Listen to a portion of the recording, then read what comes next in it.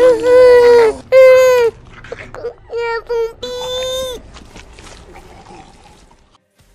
les filles, on se retrouve aujourd'hui pour le tutoriel de zombies. Donc on va commencer tout de suite par le teint. Donc j'applique mon fond de teint comme je le fais tous les jours.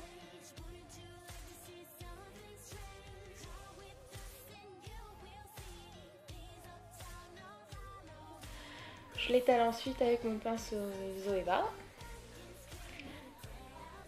Une fois que c'est appliqué, j'utilise mon correcteur de chez MAC que je vais utiliser comme anti-cerne et pour camoufler mes boutons. Une fois que tout ça est fait, je fixe le tout avec une poudre libre transparente qui va permettre à mon maquillage de rester en place et de ne pas bouger toute la soirée. Une fois que le teint est terminé, on peut s'attaquer à la zombification. Donc pour ce faire, je vais faire la même procédure que pour un contouring habituel, sauf que je vais utiliser des teintes, un mélange de teintes verdâtres et grisâtres. Une fois que c'est fait, on passe au cerne. Donc je vais utiliser un mélange de couleurs bleutées, violettes, verdâtres et grisâtres pour creuser ma cerne. Une fois que ça c'est fait, j'applique ma base à paupières et je vais creuser mon œil avec du vert et du gris. Et je vais encore accentuer le creux de paupière avec un gris.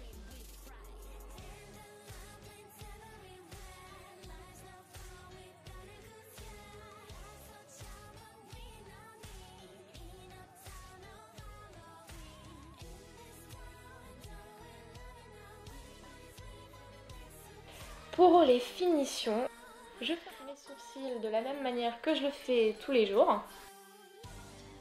J'applique un crayon rouge en muqueuse pour rendre un peu le regard un peu plus malade. J'applique ensuite mon mascara non seulement sur les cils pour agrandir un peu le regard, mais aussi un peu partout sur la peau avec des à-coups de la brosse.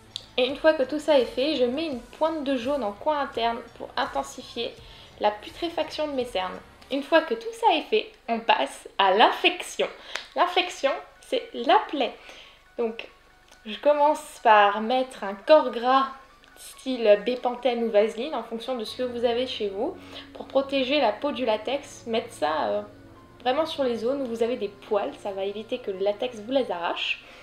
Ensuite, avec une petite éponge, j'applique mon latex, puis un mouchoir par-dessus que je découpe tout autour du latex pour créer la peau.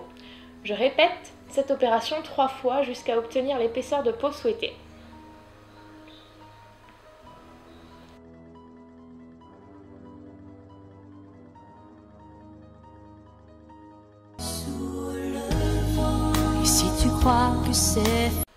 Je suis théoriquement morte, donc le ridicule ne tue pas. Je prends ensuite de nouveau mon fond de teint, une éponge, et j'applique mon fond de teint sur la fausse peau. Une fois que le fond de teint est appliqué, je reprends mon éponge, du vert, du bleu, et j'applique le tout par-dessus le fond de teint sur la fausse peau pour donner cet effet putréfié à la peau mordue. Je prends ensuite un ciseau et je coupe la plaie. Une fois que la plaie est coupée, j'ai plus qu'à la modeler en fonction de comment je veux l'ouverture de la morsure.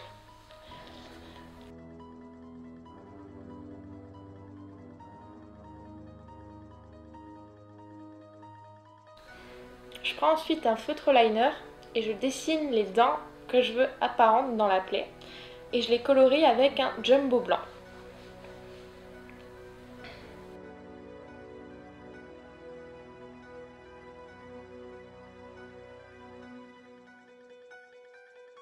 Je fais ensuite la profondeur de la plaie avec un eyeliner gel noir et un pinceau et je colorie tout l'intérieur de la plaie.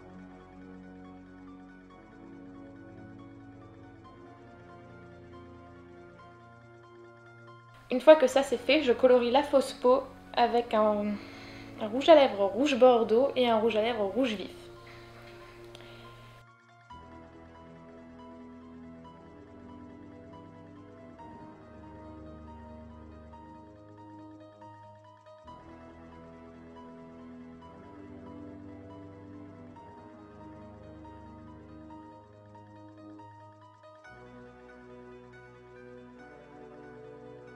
Une fois que tout ça est fait, il n'y a plus qu'à appliquer le faux sang avec une éponge dans tout l'intérieur de la plaie, sur les dents, sur les lèvres et sur la totalité de la fausse peau. Une fois que le faux sang est appliqué à votre convenance, il n'y a plus qu'à sprayer le faux sang en format vaporisateur un peu partout sur votre visage et sur votre cou pour faire les effets éclaboussures de sang. Donc voilà, je remercie mon cousin Julien qui a participé grandement à cette vidéo puisque c'est lui qui a fait tout le tournage et la réalisation ainsi que le montage de ce tutoriel. J'espère que ça vous aura plu et on vous embrasse!